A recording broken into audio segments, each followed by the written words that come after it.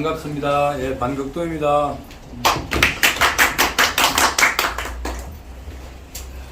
학생들이 우리 여기 꽉 찼네, 그죠?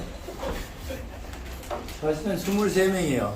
23명이니까 꽉 찼는 거하고 똑같아요. 제가 아침에 요즘 현역가왕 그게 좀 보니까 인기가 있더라고. 유튜브를 봤는데 현역가왕이 이제 서울 투어를 시작했더라고. 전국 투어 했는데 야, 참 진짜 강의할 때도 저 정도의 관객들이 호응이 있으면은 진짜 얼마나 좋겠나 이런 생각을 해봤어요. 강의할 때가 제일 중요한 게 그거잖아요.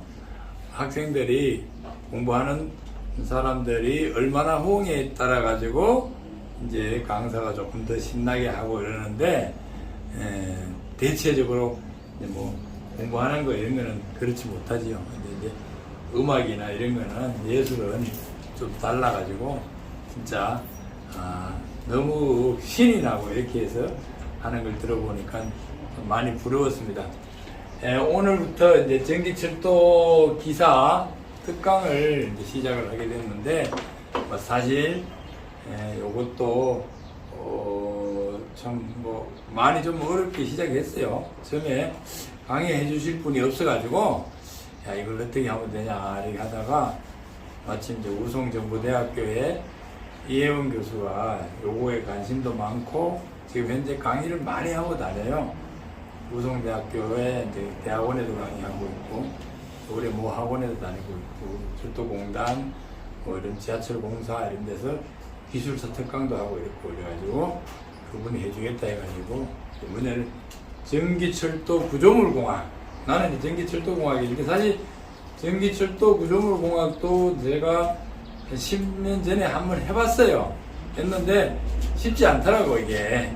그래서 또 두 과목을 다 하기 너무 힘들고 그래서 부탁을 했더니 마침 해준다 그래가지고 그래서 제가 절반 전기철도공학 절반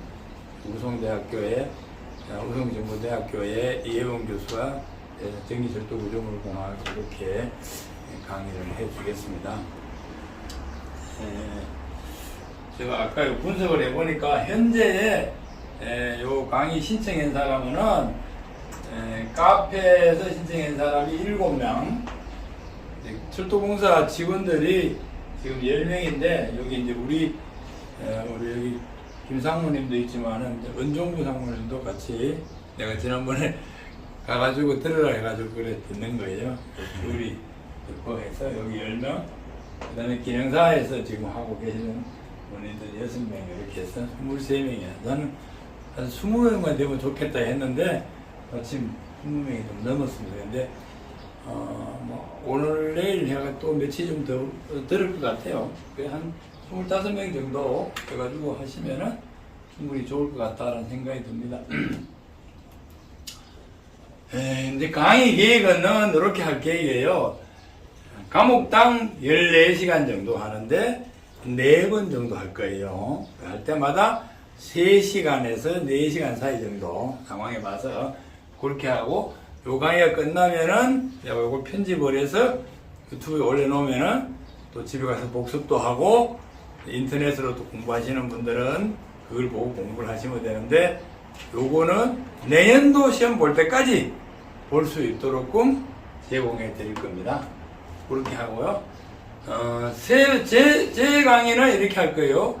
한 3회 정도까지는 이론하고 이제 출제 부분을 그냥 제가 말씀을 이렇게 드리는 걸로 이렇게 하고 마지막에는 전체 한번 요약을 하고 그 다음에 이제 기출문제 중에서 나는 뭐 볼 것 같은데 풀 수 있는 데까지 이렇게 풀어드리는 걸로 그렇게 하겠습니다. 자료는 요 PPT 자료 요거 안 받았죠? 요 또 하나 저쪽 방에 같이 좀 앉아줘? 어때요? 저쪽에 있는데 하나 갖다 드릴게요. 저쪽 우리 사무실 저 옆에 보면은 텍스포즈 옆에 있어요. 그게 이제 기능사 할 때 했는 건데 사람들이 그래요. 기사하고 기능사하고 많이 뭐 다르냐 그러는데 사실 전공 특수 기술에 대한 것들은 기능사나 산업기사나 기사나 그게 그거예요. 단지 난이도가 조금 높다라고 보시면 되고, 어쩌면은 내가 지난번에 나도 이제 철도 전기 신호 기능사를 필기를 봤어요. 근데 이번에 실기는 내가 포기를 했는데, 왜냐하면 이걸 실기를 내가 주제하다 보니 시간이 너무 없어. 그래 이것까지 같이 하다 보니까 그래서 포기를 했는데, 시험을 보니까요, 나는 전기 철도 20문제 나올 때 다 뭐 맞추들 한 90점 맞을 줄 알았어. 그런데 보니까 3문제인가 4문제 틀리더라고. 문제가 어려운 게 있더라는 거예요. 똑같은 거예요. 그렇다고 이 전기철도 기출문제 보면은 뭐 그전보다 더 뭐 어렵거나 그렇지도 않아요. 비슷해요. 그래서 그렇게 생각을 하시고 공부를 하시면 되니까, 지난번에 기능사 강의를 들으신 분들은 복습한다고 생각하시면서 하시면은 쉬울 거예요. 그래서 그 자료를 좀 줄 거고, 기출 문제집은 이제 요게 나왔던 거, 요거 올렸던 거, 요거 위주로 하는 거니까, 이혜원 교수님은 또 본인이 문제를 만드는 것 같더라고요. 근데 대부분 여기 있는 문제예요. 이혜원 교수도 이걸 갖다가 전기철도 협회의 이공계 연수 과정에서도 강의를 하고 있어요. 그게 이제 이성근 교수하고 두 분이 아마 하는 것 같은데, 그게 비슷비슷해. 이게 내가 전기철도 기술협회에서 제공하는 책을 내가 발행을 해드리겠다 해서 가져와가 이제 2번째 발행을 했거든요. 2년 차에. 그게 예전에는 자기학하고 전력공학이 포함되어 있었는데, 그건 내가 뺐어. 시중에 더 좋은 책들이 많으니까 굳이 이거 넣어가지고 분량만 많고 혼란스러울 것 같아서 뺐으니까, 전기철도 산업기사 기사분들 부분에 대한 것들은 이걸 참고하시고, 자기학하고 전력공학은 시중에 좋은 책들이 많으니까 사면은 거기에 또 동영상도 주는 게 많아요. 그러니까 그걸 하든지 아니면 인터넷 인강을 하나 듣든지, 하여튼 그런 방법으로 하시면 될 겁니다. 이렇게 각자 공부하시라. 그 다음에 이제 요거 끝나면 실기를 또 했잖아요. 근데 이게가 좋은 건 뭐냐면은 실기가 별도가 없어요. 단답형을 쓰는 거야, 20문제. 그래서 이런 공부할 때, 필기를 할 때 잘 해놓으면은 크게 할 게 없어요. 이 책에 뒤에 넣어놨는데, 한 문제가 요거도 한 700~800문제 돼요. 그래서 그 문제도 하고, 또 요약도 분도 있고 이러니까, 공부를 하면서 같이 병행을 하면은 좋다. 그렇게 말씀을 드리고요. 하여튼 요 필기 다 합격하고 실기 인원을 체크를 해보고, 하여튼 한 번 정도는 내가 특강이나 이런 걸 한번 해드리려고 하고 있습니다. 지금 계획표를 내가 다 카톡에다 공유를 해드렸는데, 토요일, 일요일 날, 사실은 내가 토요일 날 다 하려고 했는데, 우리 혜원 교수님이 너무 빡빡하는 거예요, 시간이. 겨우 하는 바람에 본인이 다음 토요일부터 해가지고 매주 토요일 하신다고 3회를 연속을 하신다 해가지고 그 방법이 없잖아요. 그래서 내가 그분 먼저 시간을 드리고 나니까 나는 일요일 날이나 그 없는 날에만 할 수밖에 없더라고요. 그래서 너무 오늘하고 너무 3회 뛰어가면 너무 힘들 것 같아서 중간에 일요일 날 내가 한 번 더 해드리려고 하고 있습니다. 그래서 요거 약간 변동이 있을 것이다. 혹시 오늘 이렇게 나와시면 좋은데 못 나오시더라도 집에서 유튜브 올려놓은 걸 꼭 보시면 되니까 그렇게 해주시면 좋을 것 같습니다. 요거는 이렇게 하고, 여기 이제 내가 이 사진을 하나 올렸어요. 그죠? 이게 이제 여기서 공부하는 겁니다. 철도 전기 신호 기능사, 우리 이제 김강근 선생님은 이거 모를 텐데 다른 분은 대부분 알 거예요. 이걸 내가 했거든. 철도 전기 신호 기능사를 했는데 3월달부터 했어요. 이렇게 낮에 수요일 날에 15명을 무료로 해드렸고, 주말에 20명을 이제 뭐 그때 조금 받았어요. 받고 하고, 나머지 40명 정도를 인터넷으로 또 했는 걸 찍어서 유튜브 올려가 하고 이렇게 한 75명 정도 했어요. 근데 역시 공짜라는 주간에는 마지막에 보니까 한 서너 명밖에 안 나오더라고. 그걸 했는데 한 40명이 합격했어. 그래서 실기를 하게 됐는데 그 중에서 지금 5명이 집에서 하겠다, 학교에서 하겠다가 안 나오고 또 외부에서 합격했고 이 강의를 안 듣고도 자기 스스로 공부한 사람 합쳐서 45명이 이렇게 공부를 하는데 정말 열심히 하세요. 우리 지금 여기 전동 선생님도 그렇고 다 몇이 있는데 처음에 다 힘들었어. 야, 이거 될까? 근데 지금 이제 막바지예요. 강의 끝났고 지금 연습할 사람은 나오는데 안 되는 사람이 제가 볼 때 5% 아니면 그보다 더 낮아요. 되긴 되는데 시간이 약간 오버되거나 서툴거나 혹 잘못하면 실수하거나 그 뒤에 있는 자로 다 했던 건데 그래요. 제가 말씀드리고 싶은 거는 이 철도 전기 기사도 마찬가지예요. 처음에 시작할 땐 좀 어려울 것 같아. 근데 해보면은 결코 어렵지 않다는 거야.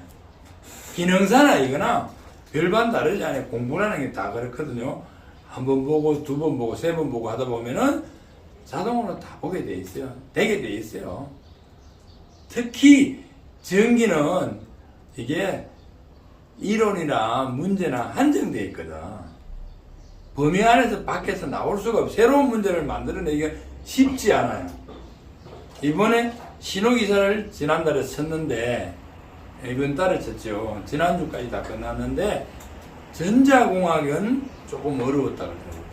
전자공학은 지금 계속 발전하잖아요. 그래서 그에 대한 새로운 문제를 자꾸 만들어내. 그러면 전기는, 지금 이게 전기철도 기출문제 이런 거 보면요. 20년 전 문제나 지금 문제랑 똑같아요. 그러니까 너무 걱정하지 마시고 하시고 또 바쁘신 분들은 더 열심히 하시고 바쁘지 않으면은 올해 한번 연습해보고 내년에 한다고 생각해도 되고 그러니까 너무 어렵게 생각하지 마시라 그런 말씀을 드리고요. 저는 뭐 여기 계시는 분들은 뭐 저를 다 아는 것 같아요. 철도공사에 이제 내가 36년 근무하고 테크까지 합쳐서 38년 근무하고 이제 자라면서 엔지니어링에 온 지 지금 3년 지났어요. 그리고 요거 철도 전문 엔지뱅크로 따로 만들어서 일을 하고 있고 뭐 다른 일도 조금 해요. 신문사에 뭐 요거 철도 경제 신문에 그것도 좀 내가 기사도 좀 쓰고 대한 노인의 거기서도 유튜브 스마트폰 강의도 해달라고 좀 하고 있고 전기 철도 있는데 업체에 지금 한 3군데 정도 자문도 좀 해주고 이래요. 그래서 뭐 돈을 많이 번다기보다도 그냥 내가 할 시간이 있다. 그래서 도와줄 수 있으면 도와주고 이런 게 뭐 나는 크게 돈에 관해서는 그게 많이 그렇게 따지지 않아요. 현재 이제 뭐 요렇게 하고 있고요. 요즘은 철도 전문 엔지뱅크 일이 조금 많아졌어요. 생각보다가 관심이 있는 사람들이 많고 내가 기술사를 위주로 안 하고 기능사를 위주로 했는 게 좋은 것 같아요. 역시 뭐 장사하려면은 코 걸리게 문방구부터 하는 게 낫다 그러고 편의점부터 하라는 거하고 똑같이 저변이 많이 넓어진 것 같아요. 그래서 제 나름대로는 좀 보람도 있고 그렇습니다. 사실 뭐 저는 아침에 집이 여기 한 부산에 얼마 안 되는데 출근하고 싶어. 7시만 넘으면 사무실에 나오고 싶고 그래요. 그래서 요즘은 이것 때문에 기분이 괜찮습니다. 저도. 전기철도 기사 이거에 대해서 조금은 말씀을 드리고 내가 강의를 하는 게 좋을 것 같아가지고 이제 강의는 이렇게 하려고 그래요. 50분 하고 나머지는 2시간이잖아요. 나머지는 40분 이렇게 하면은 내 파트가 딱 될 것 같아.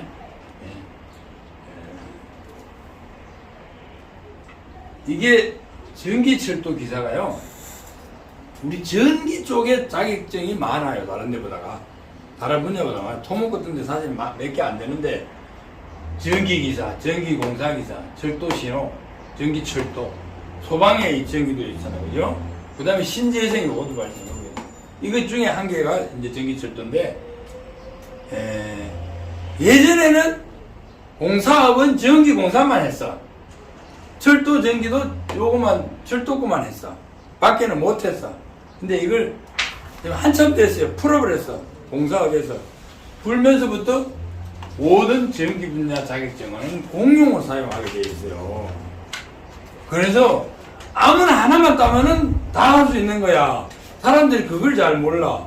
뭐 공사기사 따고 또 뭐 다른 기사 뭐 신지한테 이런 거 자꾸 따려고 그러는데 하나만 다 되는 거예요.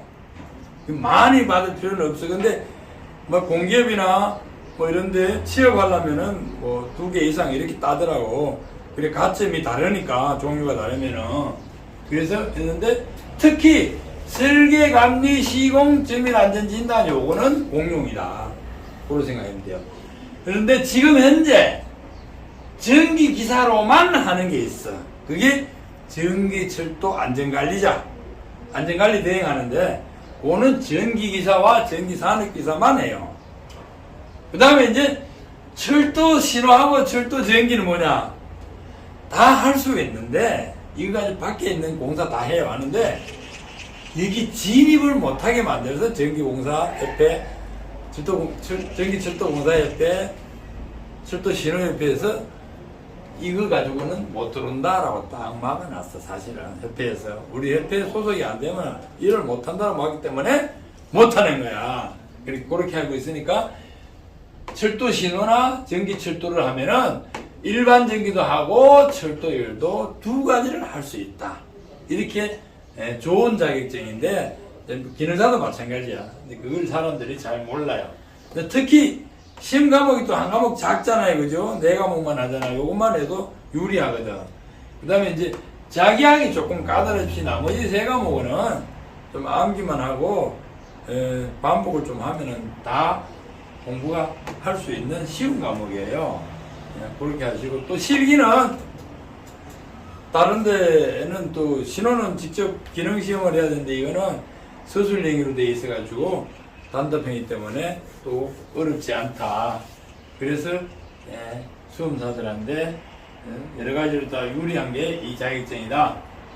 제가 이제 전기철도기사 99년 12월 달에 처음 나왔을 때 땄어요. 사실 나는 전기기사, 전기공사기사를 시험을 노란기는 학원에 다녀가지고 다 필기를 다 합격했는데 실기를 못해가지고 2번, 3번 떨어지기를 못해서 그때 내가 한참 바빴었거든. 본사에 겨울에 본청에 있을 때 바빠가지고 공부를 제대로 못했더니 그 떨어져서 마지막에 이게 나와가지고 이것만 해요. 현재 나는 이거 하나 가지고 먹고 살아요. 이게 보세요. 그리고 집합 안 할 때, 뭐 교집합 이런 거 할 때 전기기사 자격증하고 전기철도하고 전기철도가 이렇게 듣고요. 이걸 사람들이 몰라. 이게 철도 부분이 들어가 있잖아요. 다만 전기기사는 아까 얘기했잖아요. 안전관리된 그것만 더 할 수 있다. 그뿐이지 나머지는 사실은 이게 더 좋다. 그걸 꼭 아시라. 그 얘기고 이제 뭐 똑같은 얘기예요. 이거를 따면은 철도 일을 가능하다. 뭐 GW 2년 이거는 일반 다 똑같은 얘기고 원래 일반 전기는 철도 일을 하려면 공사협회, 전기철도 기술협회, 철도신호협회에 3주짜리 교육을 받아야 들어올 수 있어요. 그러면 초급을 줘. 이거는 따면은 내가 밖에서 특급이다 이러면 이것도 특급이야.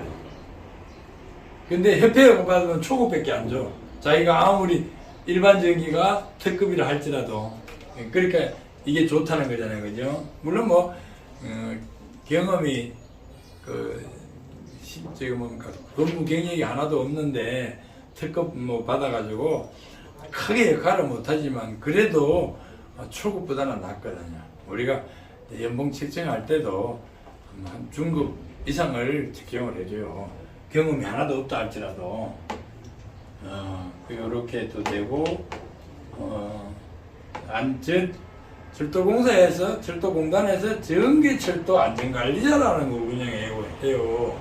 기능사 공부했었던 분 하는데 철도에 일반 전력이나 전차선이나 변전소나 이 세 가지 중에 일을 할 때 전원을 껐다가 투입하는 것, 요걸 급단전 업무라 그러는데 요거를 직원들이 해줬는데 외부에서 하는 공사는 직원들이 안 한다 이래가지고 요것만 전문하는 사람을 고용을 해서 해라 해가지고 하는 게 전기철도 안전관리자.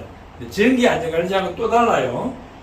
요것만 하는 사람이야. 그거 여기 두 가지인데 30일 이상짜리, 30일 이하짜리, 요거 30일 이상까지 할 수 있는 거예요. 요거 자격을 따면은. 그래서 이것도 유리하다 이런 걸 말씀을 드렸고요.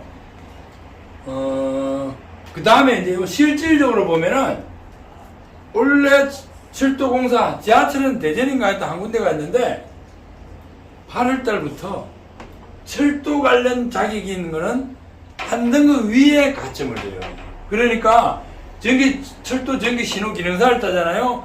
산업기사보다 이게 1점인데 산업기사는 2점인가 그래요. 맞나요? 그래서 지난번에 우리 기능사 하는데 이상도라고 하는 용산 철도고등학교 그 친구가 그러면 니 왜 이걸 따냐니까 내가 이걸 따면은 산업기사 자격을 받아가지고 남들보다 훨씬 유리하다는 거야. 그걸 알고 온 거야. 그래서 요것도 따면은 철도공사에서 기능장 기술사는 같은 급으로 5.5를 적용해줘요. 가점을. 그게 원래 2.5인데 5.5를 주는 거야. 엄청 유리하잖아요.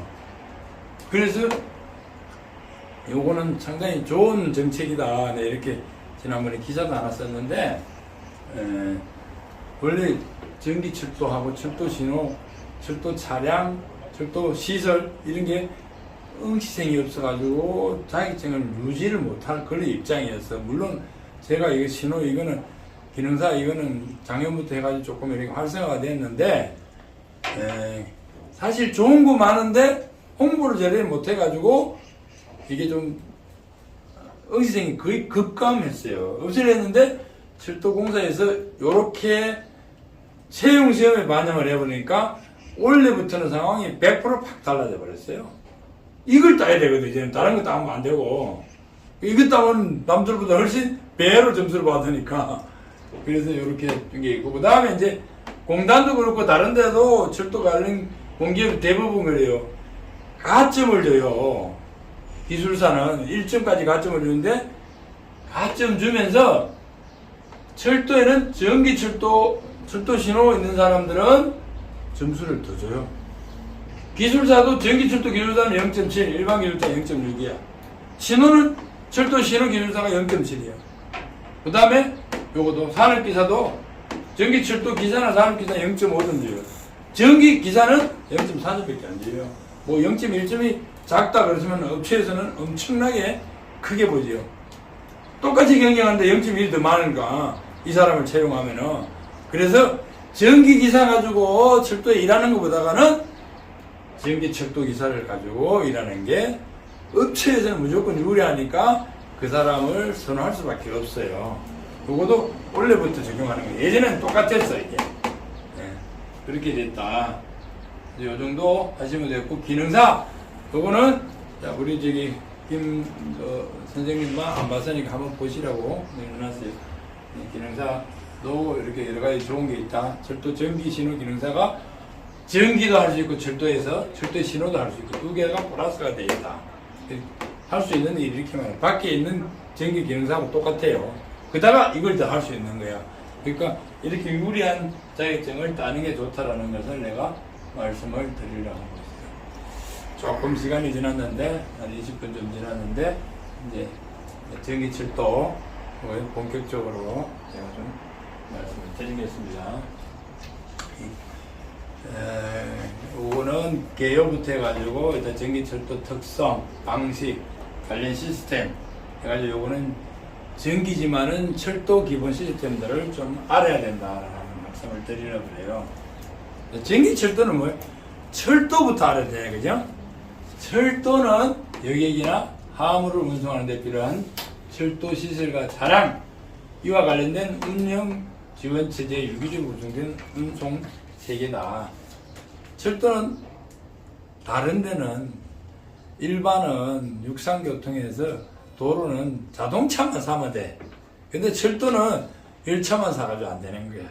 그에 대한 시스템들이 전반적으로 다 갖춰져 있을 때만 가기 때문에 복잡해요.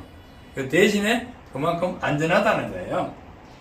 근데 강의의 철도를 보면은 일정한 궤도 가이드레일을 따라가지고 차량이 운행하고 여객이나 항으로 운송하는 servi다. 교통수단이다. 그런데 이제 여기 보면은 궤도도 철궤도로 얘기를 한 게 있어요. 고무바퀴 개정 분야는 시스템에 의해서 하루를 분류하기도 한다.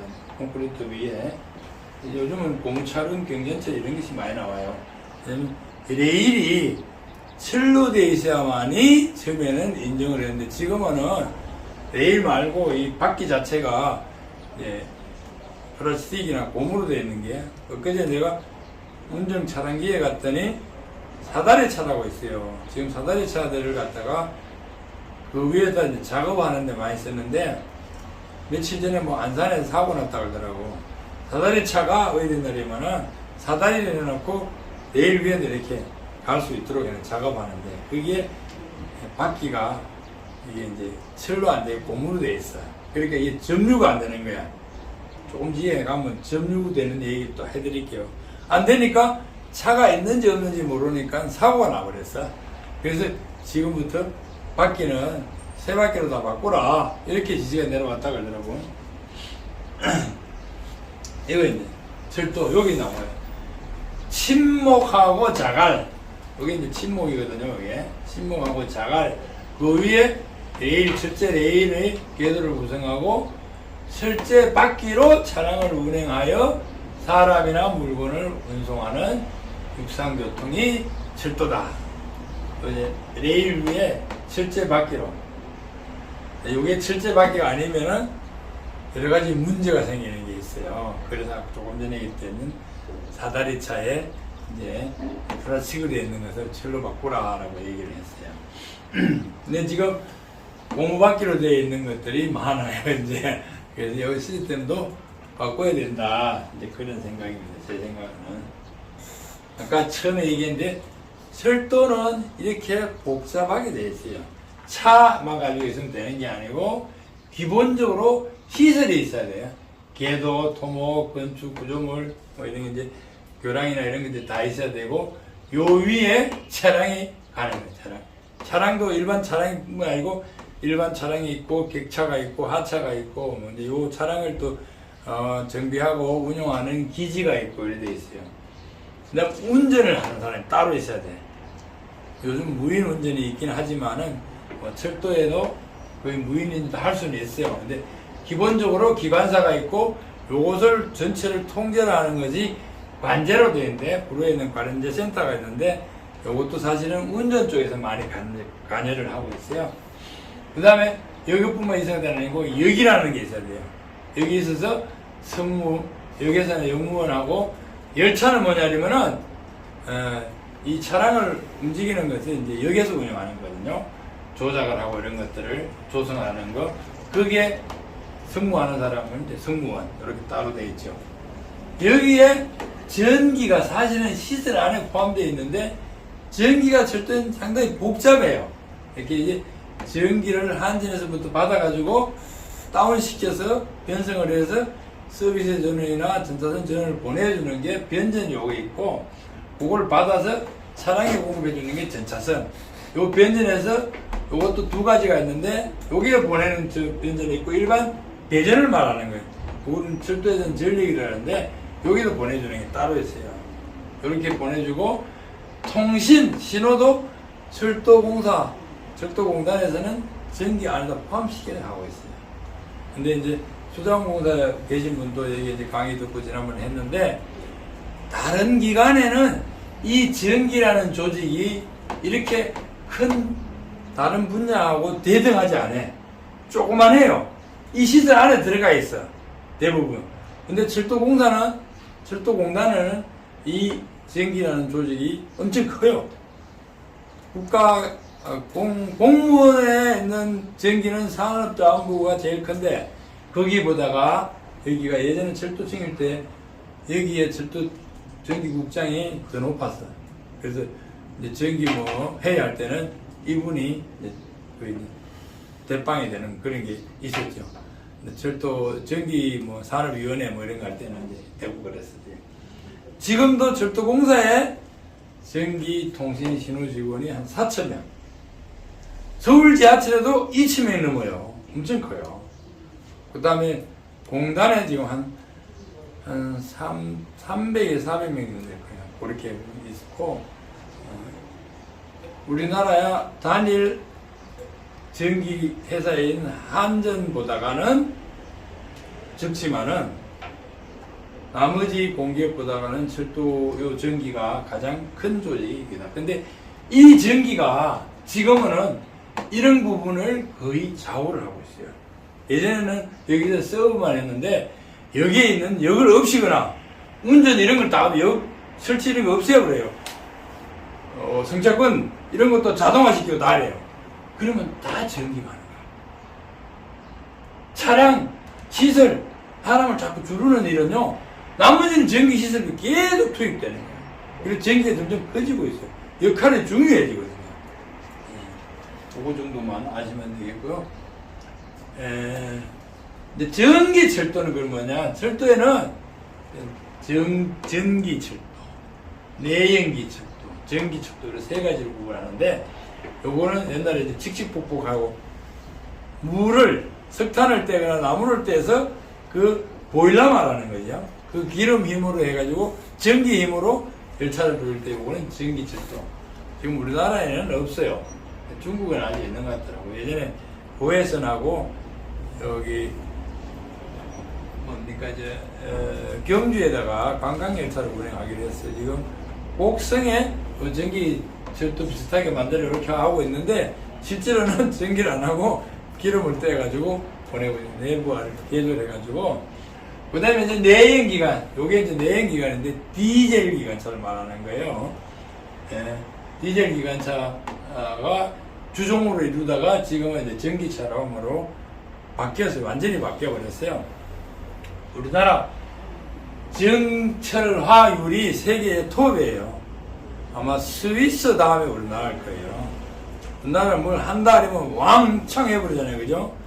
뭐, 좋은 거 음식점 좋다 하면 전부 다 그렇게 막 가는 거와 똑같은 시스템이 되기 때문에 전기철도가 지금 현재 이렇게 많이 번창해서 지금 내가 자료보면 나오는데 한 78% 정도가 전철화가 되어 있어요. 근데 전기로 주동력을 가는 게 전기철도 종류다 하나다 이렇게 이해를 하시면 되겠고요. 근데 전기철도에 이제 또 다시 나오는데 전기를 주동력으로 전기차를 운행해서 여객이나 화물을 수송하는 철도다. 여기 시험에 자꾸 나와요. 전자가 들어가 있는 것만 하시면 돼. 전기기관차, 전기동차, 요 새마을호 동차, 요건 일반 동차 이렇게 되어 있어요. 전기동차 수도권에 나는 게 전동차라고 그러잖아요. 그게 전기동차를 줄여서 기자를 빼가지고 전동차예요. 전동차. 네. 전기동차. 전자가 꼭 들어가야 된다. 그렇게 하시면 되겠고요. 전기철도는 뭐 어떻게 되어 있나? 요거는 간단하게 이렇게 회로로 구분해 놓은 거예요. 변전소에서 전기를 생산해 가지고 이 밑에는 레일에다가 줘요. 마이너스는 레일로 보내요. 레일로 보고 이건 되돌아가는 기술이라고 그러잖아요. 전차선에서 공급해주면 전기차가 받아가지고 모터를 돌려서 차가 가는 게 이게 기본 원리예요. 요거를 모터로 표시하면 이렇게 되는 거예요. 이렇게. 요거를 다시 회로도로 그리면은 여기 전자선로 안에 저항과 임피던스 있잖아요. 여기에서 모터를 돌리고 이걸 되돌아가 가지고 변전에 들어간다. 여기에 시험에 자주 나오는 게 요거요. 전자선로의 구성은 변전설비, 그 다음에 급전은 전차선을 이루고 전기 급전설비, 그 다음에 부하설비라고 그래요. 모터를, 차를. 요게 시험이 많이 나요. 부하설비. 전기차는 부하설비다. 전차선로에서 부하설비는 뭔가 전기차는 또 뭐라 그러냐? 거꾸로 이렇게 나와요. 그 다음에 요것도 많이 나와요. 기술로는 레일을 이용한다. 이 레일이 5가지 정도 역할을 하고 있어요. 내가 이거를 몇 년 전부터 계속 얘기를 하고 있는데, 우리 일반인들은 레일이 그냥 차 가는 길만 알잖아요. 차량을 유도하는 선, 전차선 기슬로, 마이너스는 해로 들어가는 거. 그 다음에 신호 궤도회로 여기에 구성되어 있어요. 건널목 회로, 내 통신정보 회로라고 그랬는데, 또 궤도회로 레일에다가 각종 설비를 이렇게 붙여가는 지지대 역할도 해요. 근데 전차선 접지 걸 때도 밑에 레일에다 딱 걸어요. 네.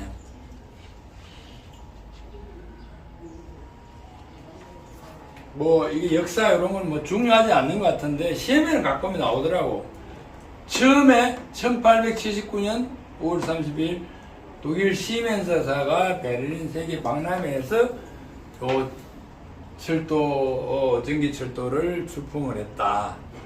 거기에 했던 방식이 제3개조 방식이다. 물론 이제 제3개조 방식은 조금 이따가 다시 내가 설명을 드리겠습니다. 여기 이제 AC 150V 요거도 나왔어요. 제3개조 방식 최초에 했던 게 뭐냐 이렇게 나와요. 2급 직권 전동기 12km 시속 12km면요 사람이 아주 빠른 속도로 가는 거하고 똑같을 거예요. 12km 정도면. 네? 나는 1km에 보통 10분에 만에 또 주파예요. 그건 시속 10km가 말하는 거예요. 네? 근데 상용화는 1881년 독일 남부 근교에서 영업을 시작했다. 우리나라도 상당히 빨리 들어왔어요. 보세요. 10년 만에 들어왔잖아요. 그죠? 5월 4일 서대문에서 동대문 간 직류 600V, 요거 시험에 좀 나와요. 직류 600V 노면 전차를 요즘은 이걸 트램이라 그러잖아요. 그죠? 트램으로 처음 시작했다. 고종 황제가 이런 신문명 수입하는 것때 상당히 적극적이었더라고. 우리는 몰랐는데 이게 지금 지키고 있는가요? 예, 돌아가고 있어요. 예? 돌아가고 있어요. 그러니까 문제 있으면 얘기해요. 예. 안 되면 다른 사람 공부를 못하는 거야.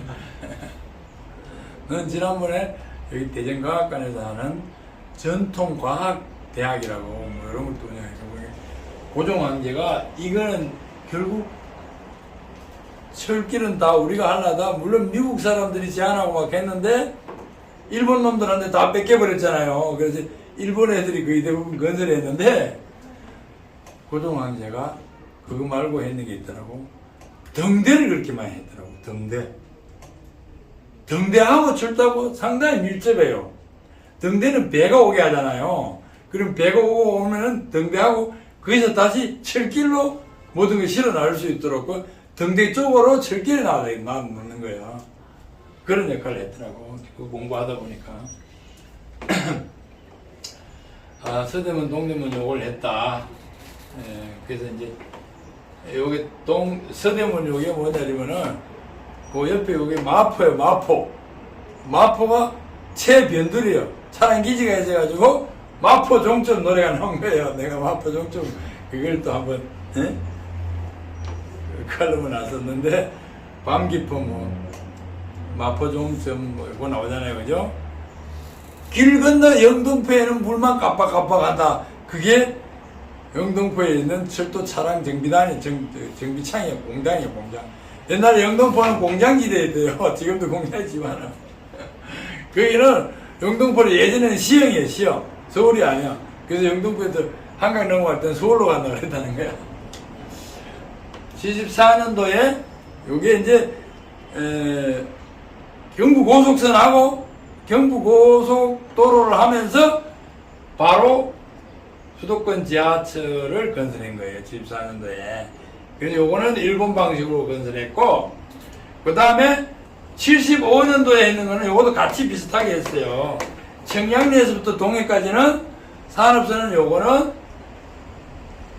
요런 BT 방식, 요거는 AT 방식. 요거는 제가 요 동해 여기에 첫 발령 받았거든요. 50 사이클 그룹이 만들어서 우리한테 줬다. 이렇게 50 사이클 그룹. 그게 뭐냐면 독일, 프랑스, 영국도 들어가 있고 벨기에, 스위스 뭐 이런 아주 6개 7개 돼요. 거기는 50 헬츠를 쓰는 거야. 그래서 50 사이클 그룹이라고 그러더라고. 나는 뭐 50 사이클이 뭐냐 했더니 지금도 50 헬츠 쓰고 있어요. 그쪽에는. 그 사람들이 기술을 했는데 대체로 시멘스 독일 기술이 많이 들어왔죠. 이제 우리 고속선은 프랑스 기술 들어왔는데 그때는 요거는 독일 기술. 8,000대 전기기관차 그 독일 차예요 원래. 그런 게 들어왔어요. 근데 공교롭게도 요게가 교로 AT 방식으로 했고 요게 조금 더 성능이 좋은 거거든요. 요건 BT 방식으로 했는데 지금 최근에 다 개량을 해가지고 요것도 다 AT 방식으로 바뀌었어요. 네. BT 방식, AT 방식을 다음에 또 설명을 드립니다. 전철화의 효과 요거까지 하고 한 10분간 쉬었다 갑시다. 전철화 효과 이게 시험에 많이 나오는데 전철화 하면서 뭐 단점도 있는데 기본적으로 장점을 많이 나타내잖아요. 그죠? 견인력이 있어요. 30% 이상 증가한다죠. 디젤 차보다가 훨씬 더 많이 끌 수 있어요. 그래서 화물차 운행하는데 여러 가지 유리해요. 30% 이상 증가한다. 여기에는 선로 용량도 증가되고 속도가 좀 더 나니까 운행 시간도 단축된다. 에너지 이용 효율 증대. 요 말이 조금 어려운데 이게 뭐냐 이거는 디젤보다가 EL 이제 EL 전기기관차예요. 디젤은 디젤이고 DL은 디젤이거든요. 여기 25% 들어간다면은 전기는 뭡니까? 뭐 전기 이제 공부를 해보신 분들이 대부분이니까 전기는 그러니까 24시간 계속 돌아가야 돼. 그래서 많이 쓰는 낮에는 전기가 모자라고 적게 쓰는 밤에는 남았고 뭐 요즘은 조금 더 상황이 달라요. 난방을 밤에도 막 하기 때문에 그런데 이제 적게 쓰는 시간도 있고 그런 것들을 전체적으로 차를 운행함으로 인해서 골고루 쓸 수 있다라는 게 에너지 이용 효율 증대 사실은. 빈 시간에도 차를 골고루 쓸 수 있다. 그 다음에 수송 원가가 절감인데 요거는 뭐냐면은 차량이 기본적으로 유지보수가 별로 할 게가 없어요. 그래서 그 유지보수비가 40%고 절감이 되고 차량의 내부 연한이 전기 기관차는 40년. 일반 디젤은 20년이에요. 매장 이렇게 유리한 거 많고 그 다음에 매연이 있고 친환경적이다. 이게 이제 요즘 말하는 수도권 전동차 운행하는 도시철도 운행하는 기본이 요것 때문에 그런 거예요. 그 다음에 동시에 대량 수송이 가능해요. 요게 요거 대량 수송. 그 다음 지역 균형 발전 이런 것도 있고 이제 고품 교통 서비스 제공 요거는 뭐 요거와 비슷한 거예요. 4번하고 대량 수송 고속 운전에 적합하다. 요게 시험에 가끔이 나와요. 전기는 시설물이 많아져. 전차선을 설비를 하기 때문에. 그래서 전기 시설이 많아져. 설비가 복잡해진다. 유지 보수비가 많이 든다. 요건 아니에요.